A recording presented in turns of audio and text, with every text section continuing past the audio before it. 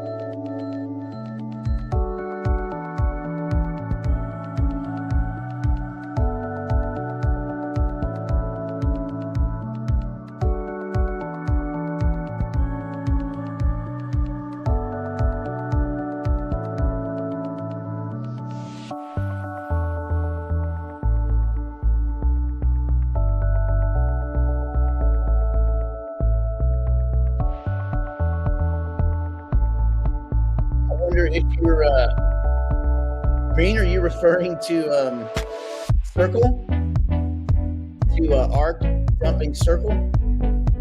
I think it's great if that's what you're talking about. But yeah, dummy's gonna dummy, my man. Dummy's gonna dummy. Good for her, just taking profit.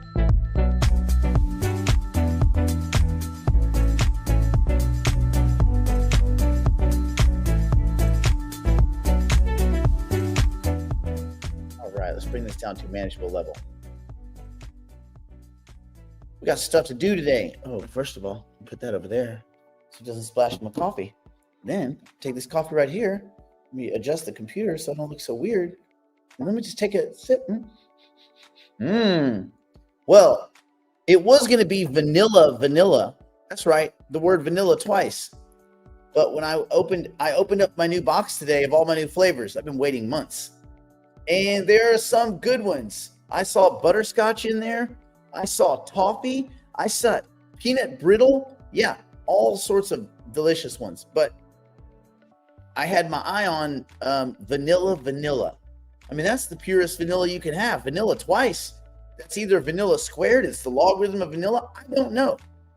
I don't know if it's orders of magnitude when you have little vanilla and big vanilla. But I know this. I didn't eat it. Why?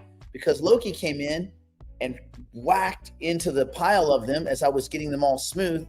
And so he made the choice for me because he clawed one of them out, which means he ripped it open.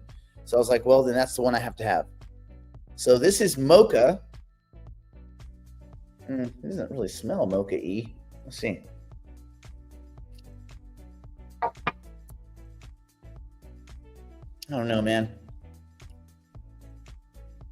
When you got your mind on vanilla logarithm and then you have mocha, maybe mocha's good. In many settings, mocha would be good, but I don't know, man. Yeah. Okay. Let's see. We'll cover the basic stuff first. Powell still, yeah. He can say what he wants. We've had 2 Fed governors come out now. 2 Fed governors have come out in 3 days. 2 in 3 days and say cuts are coming. Cuts are coming. Jerome has to say no cuts. It's not Jerome's decision. That's the thing. There are 12 governors. They vote. That's it. Jerome can't do nothing while if they come around and say cut, and what they're doing is they're covering their bases so that if some event should happen, which again, just worsening, worsening employment and unemployment data, worsening macro, then they can come out and say, see, we told you, we told you, we forecast this. Whereas if they don't say anything, a cut in July looks like an emergency cut in July, which it is, because they probably, I think if you got them all together today, they would have cut last week. Jerome included, they would have cut last week. So I think they're going to cut in July. I thought they were going to cut in July because they can't do the meeting skip to September, because then they have no control over. I mean, they already have no control. But again, if you're the organization that's supposed to control, stabilize, and support the biggest economy on earth, the economy by which all other economies are tethered, and you're trying to drive this incredibly complicated vehicle by looking in the rearview mirror at 6-month-old, soon-to-be downward revised data, that's not very forward-looking. I want the pilot looking in front of the plane, not 6 months behind it. Think about that. The pilot of the economy, Jerome Powell, is looking 6 months in the past at bad data and trying to fly you over that mountain right there. Yeesh. I don't know if I like that. I get my coffee from Amazon. I order the little K-cups, the little pod things from Amazon. And then I have my machine, and I go, coffee, strong, 12 ounce, and then I click the K button. And then I put my creamer in the little, it's got a little latte thing that heats up the cream. Ooh, sweet Jesus. It's good, even when it's bad, even when it's just this weird mocha flavor.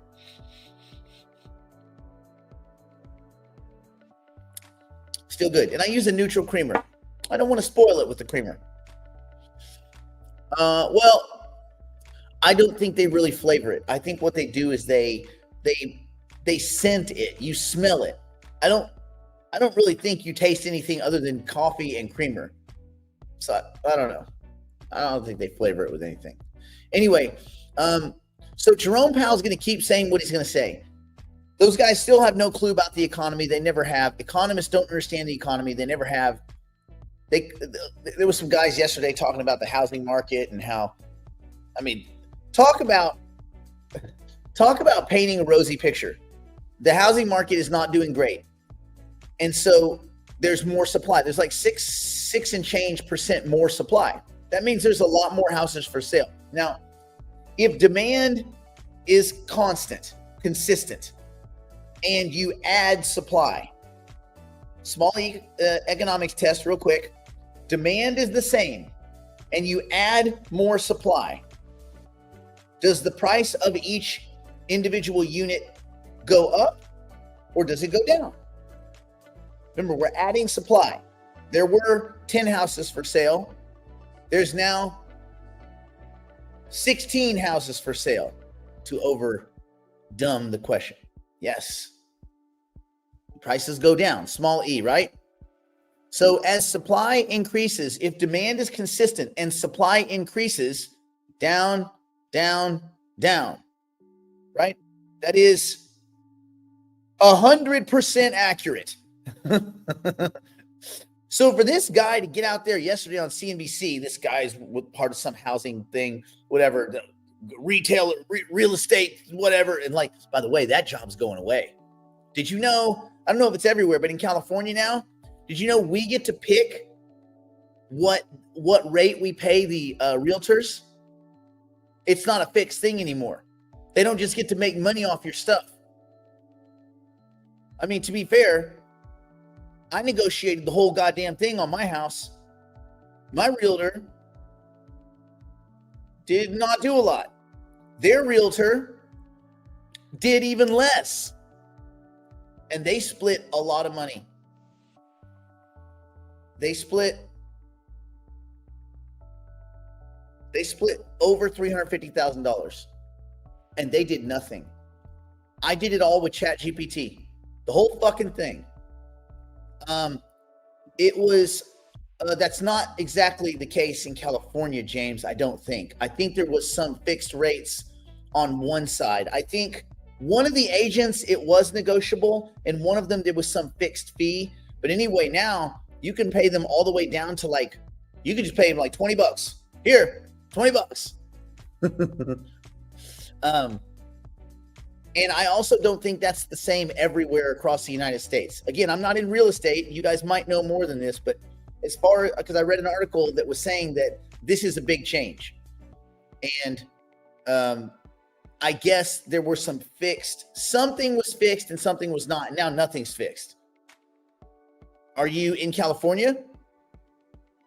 James, are you in California, James? If you are also in California, then you probably have a better fix on what that was. But anyway, now you can give them like $40. So, and also remember, we're in the People's Republic of California, where the rules may be a little bit wacky. Okay, so anyway, this guy from this real estate jargon idiot came out and said, "Oh no, all of this new supply is going to affect the jobs market. It's actually going to create new jobs." What the shit? Like, what on earth is this guy talking about? That is not the way it works. That is the opposite. And you just realize, and this is a guy who speaks for a lot of other people. You just realize people are stupid. I mean, really, really stupid, uncomfortably stupid. And that guy's giving people advice. That guy's giving hedge funds. He's getting real estate moguls advice. You guys see Grant Cardone, how he is piling into Bitcoin. I think they've got already $500 million worth of Bitcoin. You know, his kind of real estate, whatever empire. I mean, Cardone, he's a douchebag, but he's a douchebag that knows real estate. And that real estate douchebag is buying Bitcoin hand over fist. I think it's funny. Another funny anecdotal story is that my dentist, who's great, who is also my workout partner, we worked out for years. I got him to buy Bitcoin at like, I don't know, $1,200 a coin, below 1,500 for sure. I have to go back and check, but I think like 1,200 something. And it got up to 18 or 19,000. It sold back down. He panicked out of it. He didn't say he panicked out. He said, "Oh, I had to sell." He had 2 Bitcoin. He said, "I had to sell them for my house, to get the mortgage on my house." I was like, "What?" You know, because he didn't tell me he sold them for a while. He's like, "Yeah, I sold them." I said, "What price?" He said, $7,100 each. I'm like, "Okay." And he's thinking, "Hey, man, I spent $1,500 or whatever, $1,200. I got $7,100. He was seeing it come down from 19,000 in 2017. He's 2018 now. He panics. I said, "Well, how much is your house?" He's like, $7 million. I'm like, wait. So you took $14,200 out of Bitcoin, a thing that we've already shown has a pretty good likelihood of success, to help you get your down payment for your $7 million house. Because I'm guessing he put $1.5 million down. $14,000 doesn't move the needle. That's nothing. It's not even 1% of his down payment, which is 15% or 20% of his house. Like, come on, bro. That's some cold garbage. So the other day I was in, I got my cleaning done, all that. He's like, "Hey, how's it going? How's crypto going?" I'm like, "Good, man. You see Bitcoin at 110,000? He's like, yeah, no, that's great." But I could tell underneath he was thinking, did I just light $195,000 on fire for FOMOing out? Yes. Yes, you did. That's probably 2 employees at his place for a year. He has like 40. His staff is big. It's the biggest. It's one of the biggest dentistry places in LA. Anyway, whatever. You know what? It ain't for everyone winning. Winning is not for everyone. As we saw over the last few days when the prices dropped on everything, not all of us have the emotional dexterity for this, do we? No, we don't. There was a lot of mad people, a lot of sad cows last Friday and this Monday. Weren't there not? Were there not?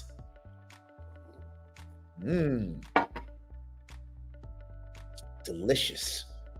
Delicious. You sold your town. Yeah. Oh, okay. Used a broker, flat rate, 1%. Yeah. Some of the, what is it? Redfin?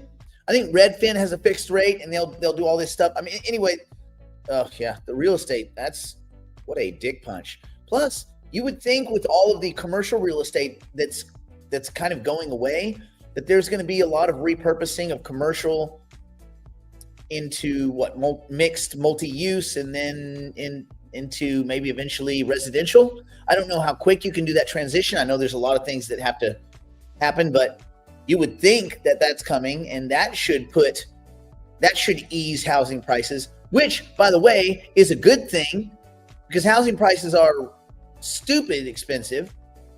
Anyway, yeah. Let's see. The commission in all states was under litigation for price fixing. The commission rates vary by state. In most Texas, the rate was 6%. Yeah, there were some. That's what I thought, Max. Yeah, I thought there were some states that had fixed rates. Yeah. Options are doing good, man. Everything's been good. I got no complaints. You know, I was talking to a prospective client. We have the digital private clients have a pool that we're putting together that I manage. And I was having some phone calls about some other people that wanted to join that pool. And one of the guys was a doctor, really nice guy. And we were kind of chatting. And he's like, I'm familiar with options. I don't mess with a lot. He goes, it doesn't seem like there's a lot of money in it. And I was like, that's valid. I said, but it's consistent money. And it's week after week after week compounded interest. And because of the compounded interest effect, you just have to stay in the game. And the beauty of options is when you see these crazy price action, like we saw last week, when you see, Bitcoin, Ethereum just go up or down by 6, 8, 10%, 11% for a while, Ethereum, in a matter of like a half day or a day. That volatility gets cooked into future premiums in the options market. So you'd be like, oh, well, you sold some puts and therefore now the price is down $2. You're gonna, yeah, but you get to roll those puts. And the beauty is all of that crazy volatility raises the price of premiums going out into the future, especially in the near future, the kind of near wave, right? And so you can roll, I let myself be assigned. I rolled some, I let myself be assigned a little bit. And I just look at my cost. Like you can see it constantly readjusts your dollar cost average into the underlying asset if you get put into the asset.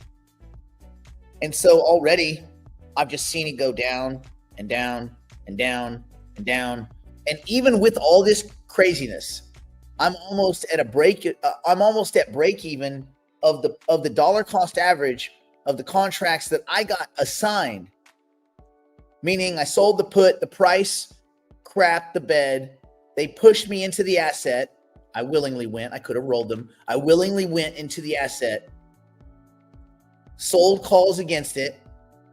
And guess what? We're only not even 2 weeks into selling calls. This is the beginning of the second week.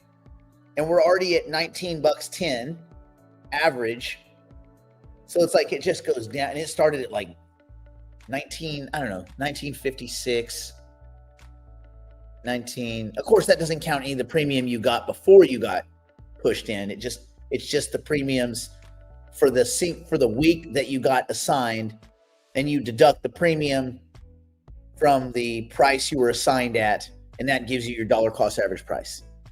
So it's kind of like on the weeks that you get assigned, that premium just translates over into a lower entry price for your underlying asset. I know I'm talking over some people's heads, but for some people, it's like, hey, all right, I get you. Anyway, the long answer is good. We're seeing that on the bad weeks, on the tough weeks, we're making 1.6%. And on the good weeks, we're making over 3%. And it's still just kind of grinding out that 2 and change percent. And all my calculations are always done on 1.5. If I can get 1.5% a week over time, compounded, rich. You get rich. That's what you get. What do you get? Rich. So yeah, options doing good. Excuse me. Ever since that green pollen event last week, I've been coughing. You know what helps the coughing? Coffee. Coffee helps coughing.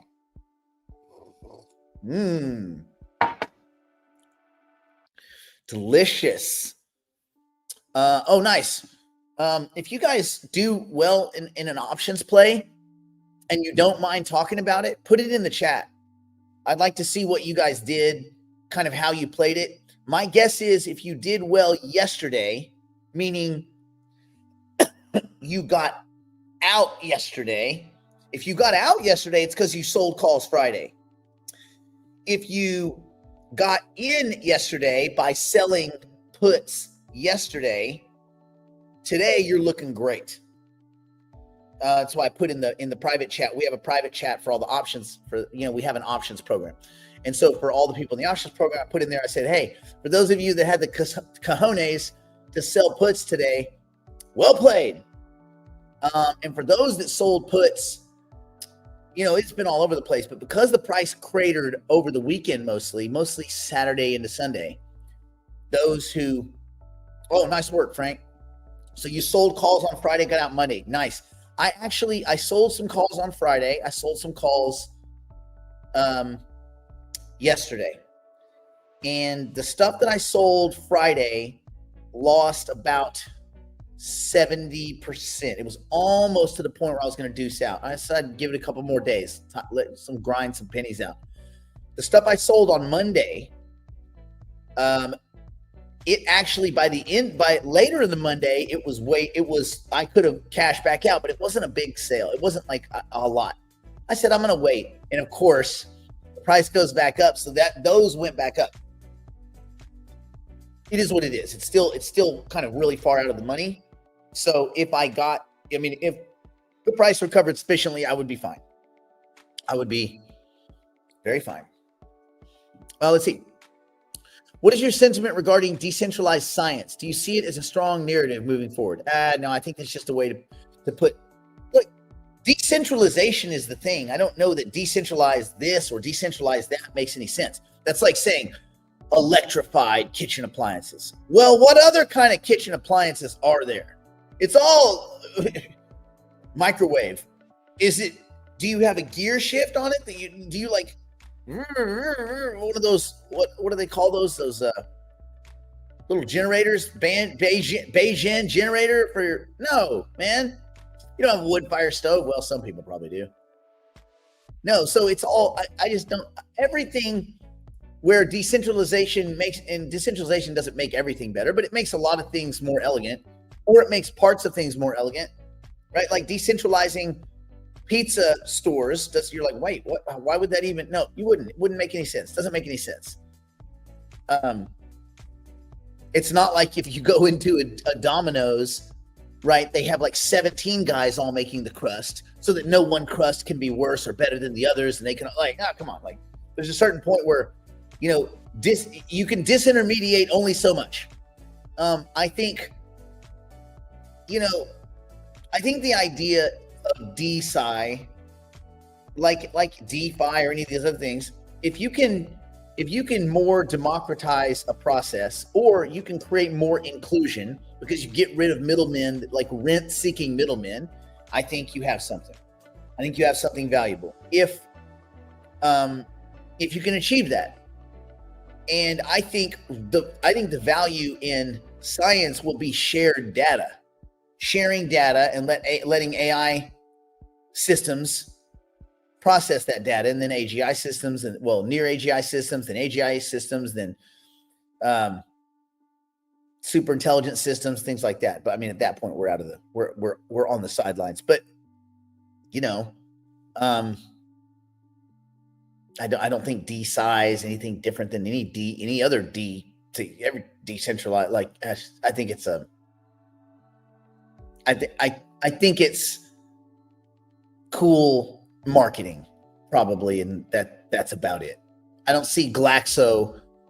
I don't see a lot of these big pharma companies really getting behind decentralized science. And I don't see them, but I do see them taking their data, possibly anonymizing it and letting large language models and machine learning and large multimodal systems and neurosymbolic semantic learning engines and all this kind of stuff crunch that data, and maybe that stays siloed inside those companies, and maybe it doesn't. With artificial intelligence and artificial general intelligence coming, everything is everything's decentralized.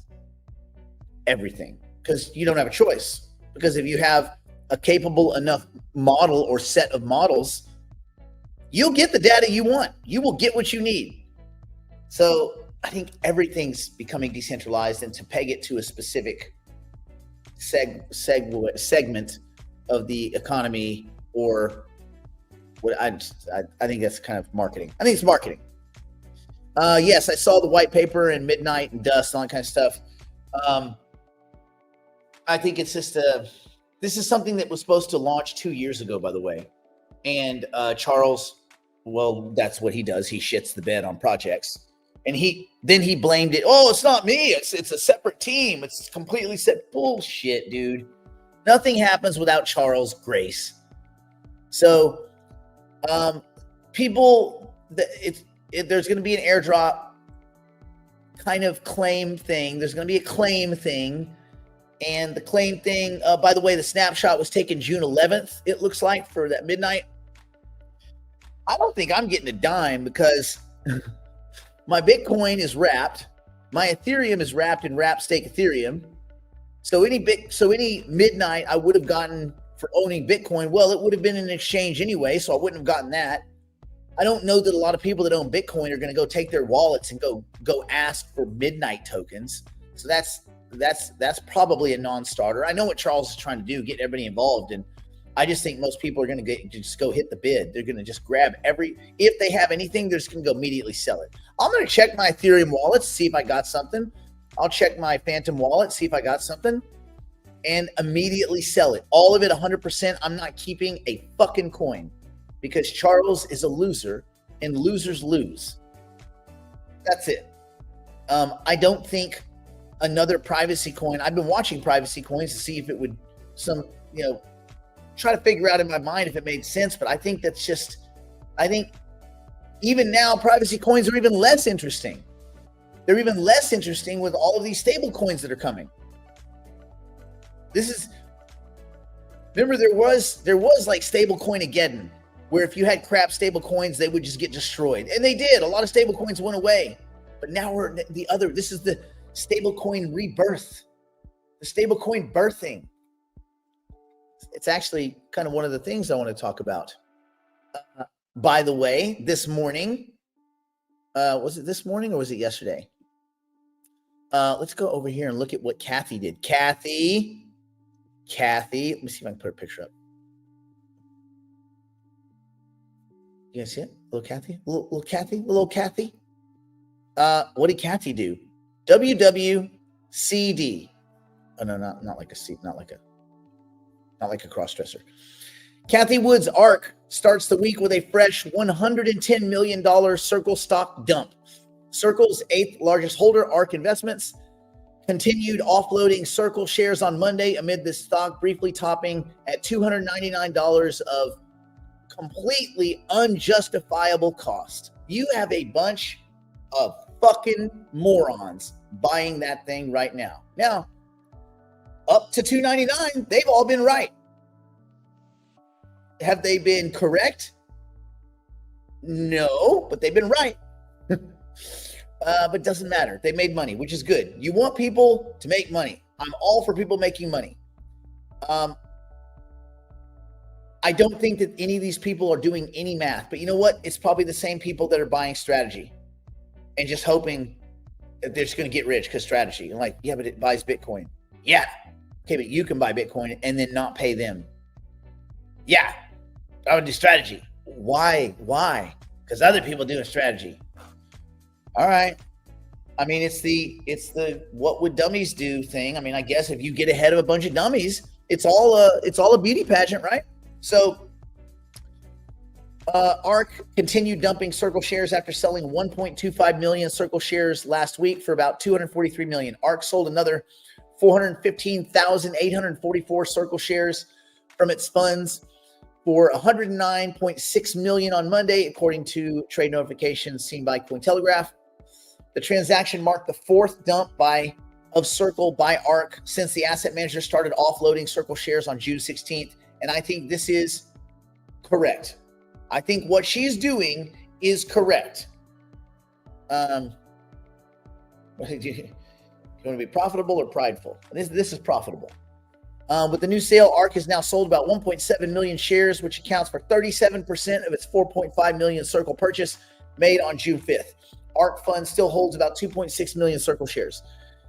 Their latest sale involved transactions for 3 holding funds, including ARK Innovation, ARK Next Generation, and ARK Fintech. ARK K, which is ARK Next Generation. ARK Innovation. So there's ARK Innovation, there's ARK Next Generation, and ARK Fintech Innovation. Wow, you got to really keep up with the ARKs, all these different ARKs. Anyway, ARK, which is innovation, their innovation ETF, the largest ARK fund with assets under management of 5.6 billion, sold 306,921 Circle shares on Monday, still holds about 1.7 million shares, accounting for roughly 6.8% of the fund's total assets. The other 2 funds, ARK W and ARK F, offloaded 72,300 shares and 36,600 shares respectively, resulting in holdings of 625,645 shares. Okay. Or about 900, let's call it 1 million shares. They got about 1 million shares collectively. All 3 funds together held 2.6 million Circle shares after the new sale, valued at $69.9 million based on Monday's Circle closing price of $263. ARK's latest sale came amid the ongoing meteoric rise of Circle shares, with the stock briefly topping 299 on Monday, which is fucking stupid. There is an endless capacity. I guess there's just an endless capacity for gambling, and fundamentals mean absolutely nothing. I guess this is something I got to grapple with. My buddy Ben grappled with this a while back. Ben is a hedge fund manager, a little bit older guy, but he's very shrewd. He's been through every crash you can imagine. Like, he was on the trading floor in 1987. Like he's seen it, and he had to grapple. He told me this a while back. We had dinner. He said, "I've had to grapple with the reality that fundamentals mean nothing." That's tough, isn't it? That's tough. I'm grappling with that too. You always think, oh, you just a disenfranchised investment guy. Your level of snark has gone too high. You're cagey. You're tired of all the whims of the markets. You become net negative in your older years. No. He's right. You have to grapple with the reality that the fundamentals don't mean a fucking thing in these markets. It's led by stupid. It's led by FOMO. Yeah. So there we go. I mean, good for her. I mean, good for anybody that's making money in Circle. Again, it's a company that makes less than the short-term treasury rate. That's all they make.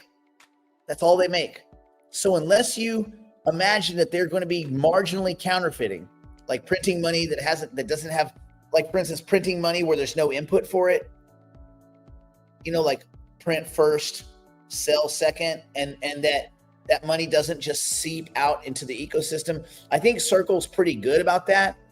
So the fact that they don't counterfeit should tell you that it shouldn't be valued at what it's valued. It should be valued at however much money is in it, and 4 or so percent of that, and then back out the cost for running the business. Like, I don't understand at all how people are valuing this thing. It just doesn't make any sense. It doesn't make any money. It makes a little bit. I mean, if it has tons of money, it makes still that same percentage. It's a percentage of the whole. And so I don't know, man. It just seems a little weird to me. Okay. Do you guys remember Brandon was talking about SEI? S-E-I. Let me see if I can. Oh, no, that's not gonna put a picture of it. Let me get a picture. Let's get a picture. Boop. Let's put the picture in here. This is what we're like a legit news agency. Look at all this. We're doing some news. Let's talk SEI. Altcoin SEI leaps 47% following Wyoming stablecoin candidacy. What? And yes, I didn't say that wrong. Candidacy. You say the did. Candidacy. Candidacy. Be candid. Candidacy. Analysts told Decrypt that SEI's, S-E-I, SEI?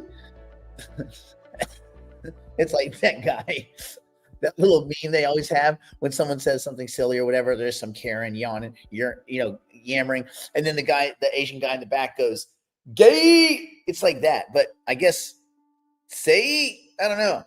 Anyway, strong on-chain growth over the preceding months could help support its recent price. Altcoin SEI was the best performing top 100 crypto asset in today's trading, jumping 46.5% to 28 cents in the past 24 hours. I don't think that's where it's at now. I think it's given up a little bit of that. But anyway, the impressive performance builds on its momentum from earlier in the week. SEI is up over 72% in the past 7 days. Of course, I think I ended up buying it way back when it was higher than this. I think I bought it higher. I'd have to go check. I think I bought it at now I have to know. Now I have to know. What did I pay? I think on SEI, I want to say, I'm going to guess 29 cents. I don't even think I've broken even yet, but I'm going to see. Let's see. View SEI, S-E-I. Oh, let's see. I got it a while ago. Jesus. 36 cents. Oh, man, I got dick punched. I'm nowhere near break even. Damn it. Yeah, well, great. It's almost caught up to how far down I am on the investment. Oh, well. Oh, I'm doing my little knee thing. I have a little knee thing that's doing knee stuff. It's pretty cool.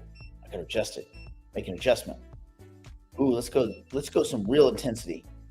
No more of this little JJ stuff. We're going for reals. All right. So the surge comes after Wyoming Stablecoin Commission selected SEI as a candidate blockchain for its upcoming dollar-pegged stablecoin WYST earlier this week. It will face competition from rival blockchains Aptos. Nope. Arbitrum. Nope. Well, nope. Avalanche. Nope. Base.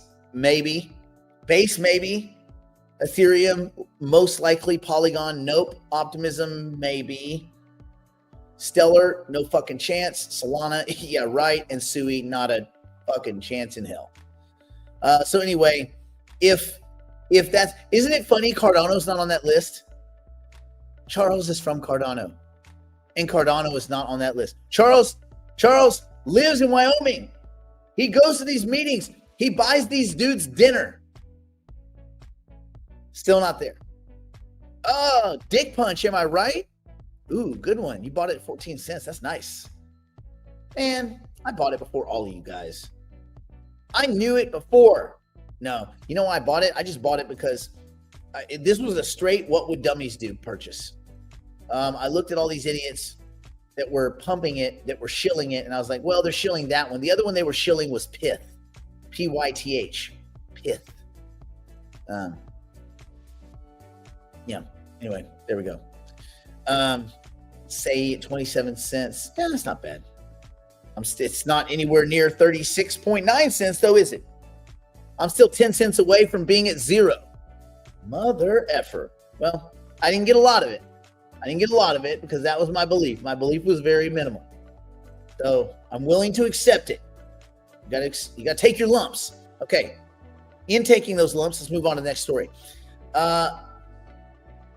U.S. Housing Agency. Let me see if I can get that picture. Oh, snap. That's a cute little house. Oh. It's a cute little thing. Here, let me move the banner because that's just such a cute little house. Look at that cute little house. Look at those big, look how big Bitcoin and Ethereum are, though. Wow.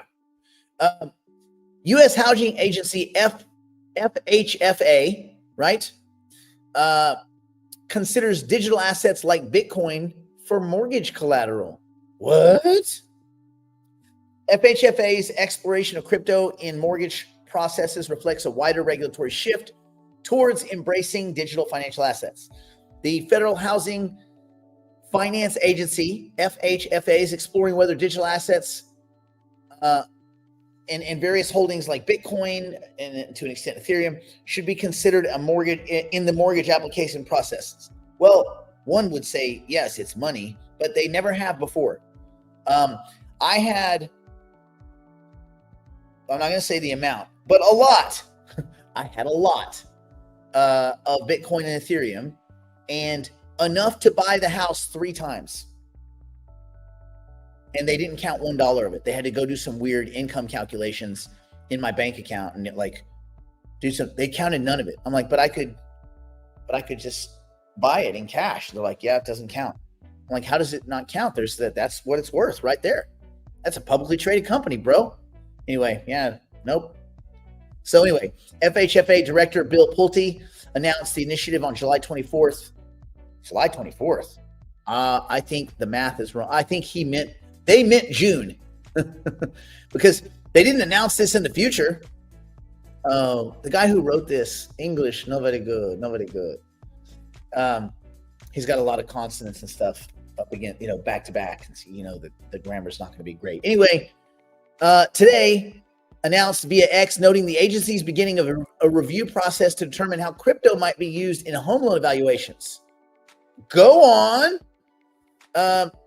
We will study the usage of cryptocurrency holdings as it relates to qualifying for mortgages. Yeah, well, they have to, right? Because JP Morgan Chase just said they're going to allow people to have Bitcoin not only custodied at JP Morgan Chase, but also it could be looked at as collateral. So now everybody else has to get on board, don't they? So the FHFA regulates America's housing financial system. It oversees Fannie Mae, it oversees Freddie Mac, and the federal home loan banks, the FHLB. Traditionally, mortgage underwriters accepted collateral that included the applicant's savings, your retirement accounts, any publicly traded securities. Cryptocurrency, however, has been excluded due to market volatility and lack of regulatory clarity. Okay, so wait. Publicly traded securities, because we know every publicly traded security is completely legit, right? Like Nikola and GameStop and Hertz. And yeah, these are all completely legit. AMC, super legit. You should definitely be able to get collateral against that.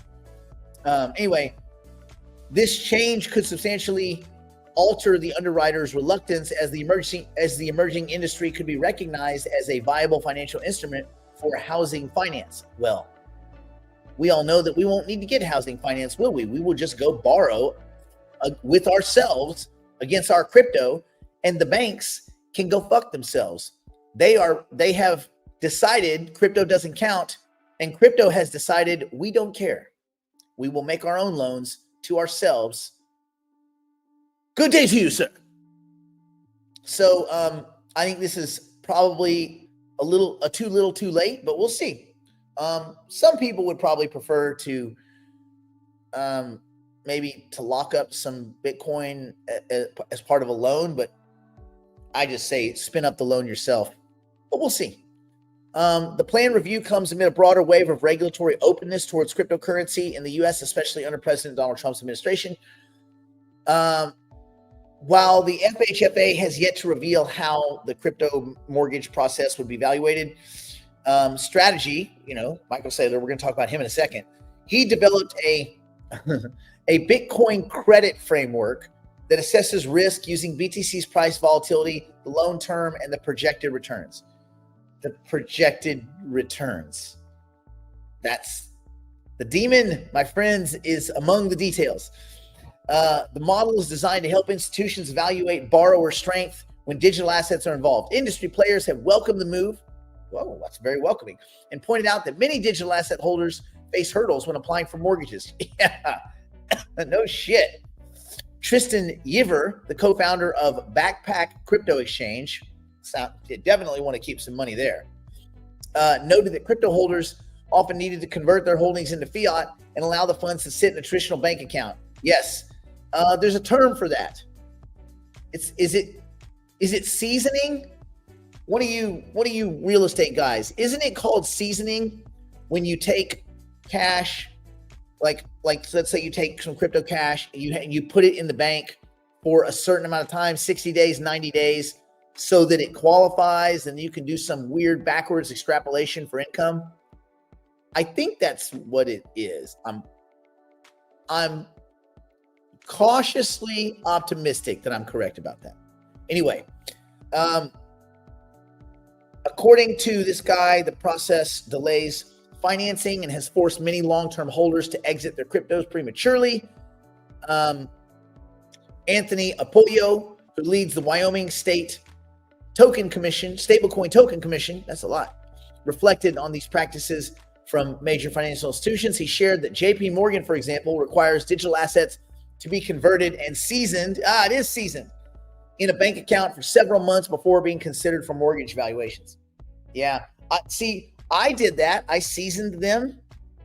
And then on the first house I was looking at, when it just something wasn't right, and I just decided I unseasoned them. I took what was going to be my down payment and I bought Bitcoin with it. And I subsequently got a double out of it by the time I then put it back in the bank to season it. And I ended up getting a house that was 50% higher price tag and an extra 5,000 square feet. An extra. Why? Because I took the original down payment, put into Bitcoin at 38,000. When Brandon and myself and his wife went to the Getty Museum on the train, on the shuttle to the Getty, I bought them. I bought my Bitcoins.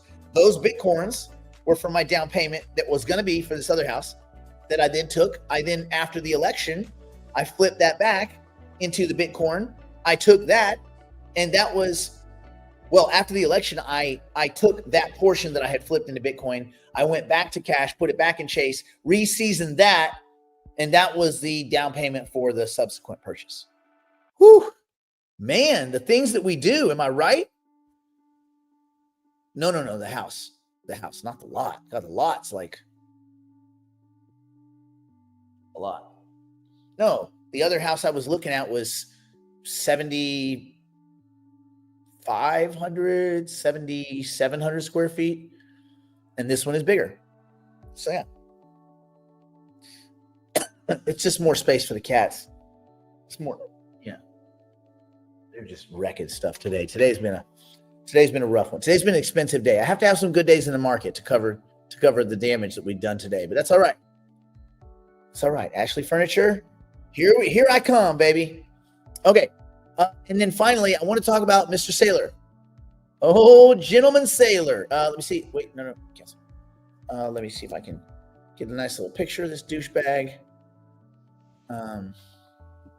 Making up terms, trying to convince people that stuff that doesn't exist does exist. Let's talk Turkey. And by Turkey, I mean Michael Saylor. Strategy stock volatility sinks to historically low levels, possibly making the shares less attractive. Why? Well, the Ponzi scheme that is Strategy, run by Emperor Michael Saylor, he has always pointed out that high volatility is the reason for owning MicroStrategy, right? That's what he told everyone. This is why you own it, because of its volatility. We're volatility farming. That's his whole thing. He says in his whole scratchy ass, creepy ass, don't check his internet search history voice. And he's always said, listen, high volatility is the reason that you would own MicroStrategy. So then you say, okay, well, then if the volatility is low, why would I own it? Again, why would I have you buy and hold Bitcoin for me with stock that if your company goes belly up is useless. Like, I have equity, and in some liquidation event or some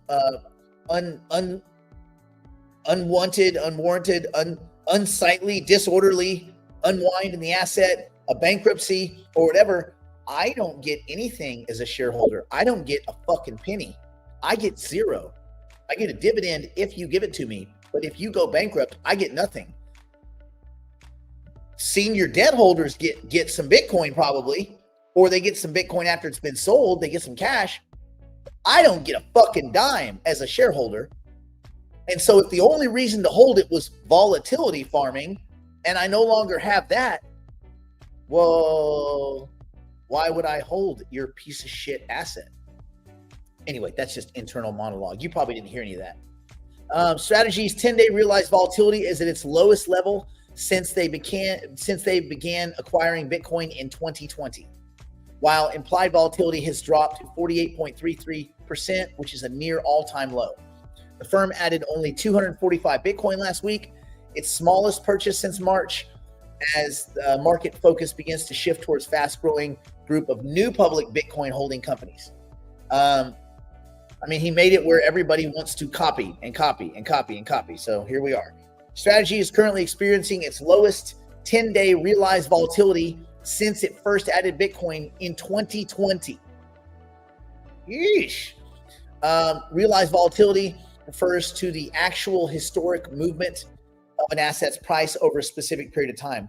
So in this case, a 10-day period. Like if you look at the volatility of Ethereum over a 10-day period, it's a lot. It's pretty intense. Almost 2,900, almost 2,100. 10 days.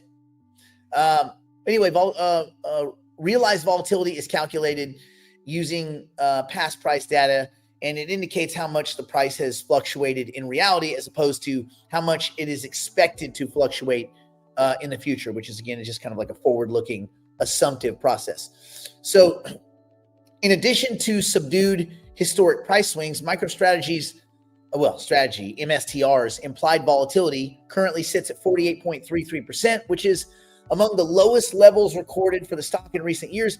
Implied volatility, so now we're on implied volatility. This reflects the market's forecast of a stock or an asset's future volatility, and it's derived mostly from the options prices, right? So a lower implied volatility suggests that the options market is anticipating smaller price movements going forward. Lower volatility, lower options premiums. You see? So for comparison, MicroStrategy's implied volatility peaked at 225% in November of last year after the election. 225%. Now we're at 48%. So, and that was, when there was the sharp rally in Bitcoin at that time. It went from the 70K range up to and beyond 110. Yep, in December, remember? So anyway, pretty cool.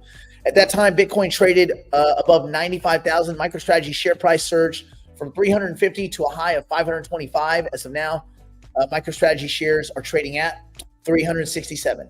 What should they be? About $4. Because you own nothing. MicroStrategy owns, Strategy owns Bitcoin. You as a shareholder, you own nothing. Nothing. Why is this so hard for people to fucking wrap their minds around? You own nothing.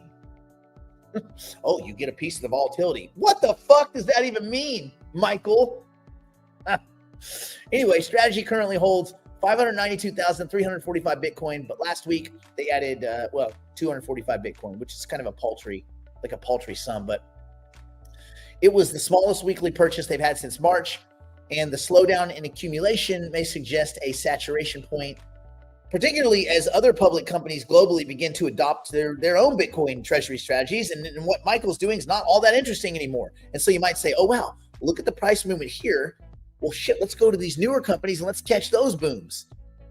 So it might turn out that Strategy might end up being Dogecoin, and people are just going and looking for other meme coins. They're looking for Pepe's and burnt toast and all the other old stupid ass meme Bitcoin treasury companies. And remember, a Bitcoin treasury company is an abject admission to everyone in the world that we all in my company, we failed. We don't know how to run a company. We are a huge fucking failure, borderline bankrupt failure. We are so bad at our jobs, at our company, whatever we propose to do, that we took money for, by the way, public money. We took your money and we shit the bed. We're so bad at what we do that we're willing to throw all of that away and buy Bitcoin. What? Yes, that's what we do. But what about, don't you guys ship flowers anymore, or make packages, or make wine? No. Mm-mm. What about the online gambling casino and the furniture store? No. Bitcoin. Oh, so wait, what? So we're going to give you more money and we're going to pump your share prices so that you guys can buy Bitcoin that we as the shareholders, we don't have a call against if you guys should go bankrupt, because you're so good with business the first time. I just got to wonder if you're going to fuck this up too. So why would they not? Anyway, it's just like, don't loan money to somebody that's lost money, or like somebody that's constantly in money problems. If they're always in money problems, don't give them any money. It's not going to solve anything. Like, oh, I'm a meth addict, bro. I just need a little bit more meth. And then what? More meth. You just need more meth to what? To get down the road to get more meth? Yes. Fuck you. I'll get your ass in a clinic. That's what this is. It's so stupid. It's mind-boggling. Anyway, we'll see. Capital flows appear to be rotating from MicroStrategy, from MSTR strategy, to smaller Bitcoin holding companies, many of which are experiencing strong performance in both their share price, their trading volume. You know, again, these failed companies that then just decide to throw everything away and buy Bitcoin. Great. Let's definitely go invest in them. There's a lot of money to be made there. Among them are Canada's LQWD Technologies Corp, which rose about threefold in recent days on its BTC treasury strategy. They don't even have the Bitcoin yet. Liquid. Listen, man, a technology company, what's your technology? We buy Bitcoin. God damn, man, what a fail. Then fire everybody at your company. Everybody. There should be you and one nerd accountant. That's it. Everybody should be fucking fired. Empty office.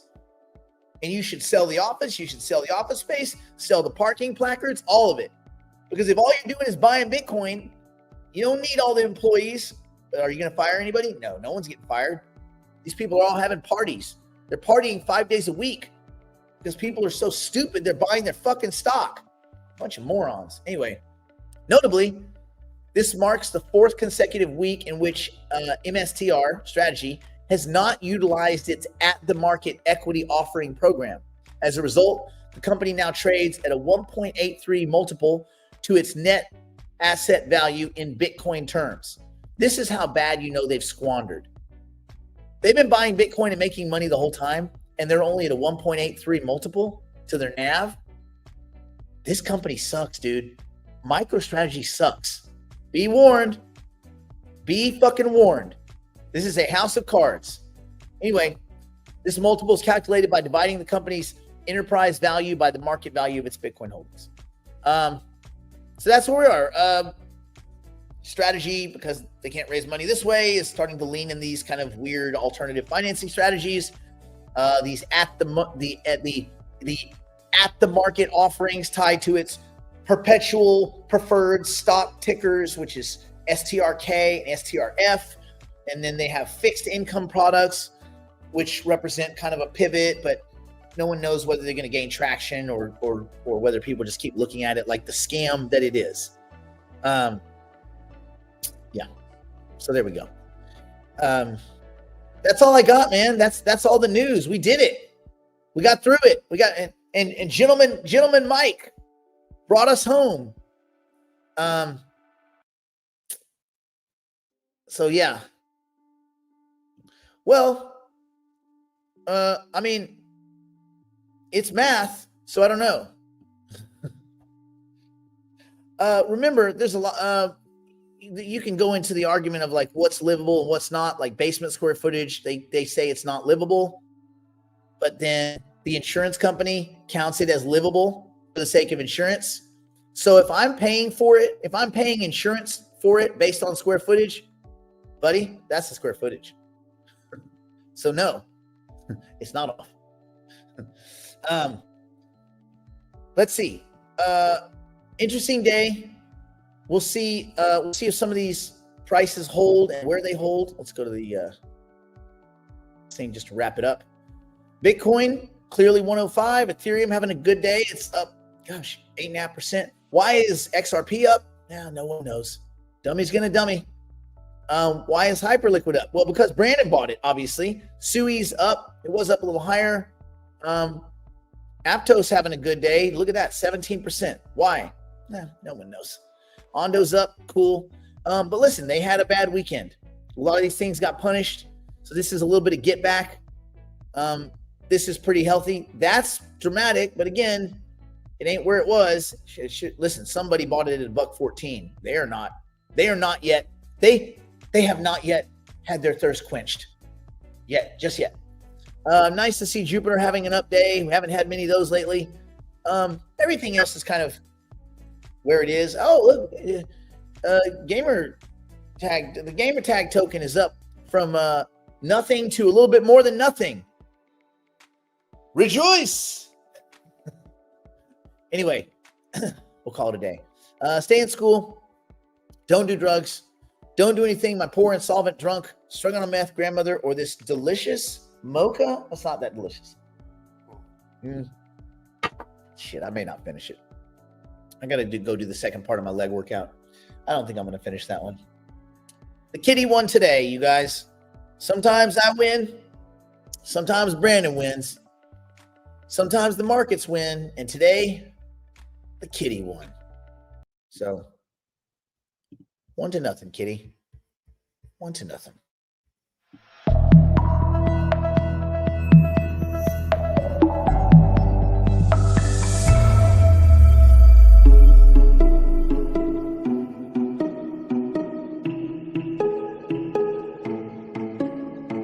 Killing time, no place to go. Everybody's feeling low. All alone in the streetlight glow. You fall into your head. It's all that you want. It's all that you need. Take some time to make believe. It's all that you want. It's all that you need. Just some time to make believe. It's all that you want.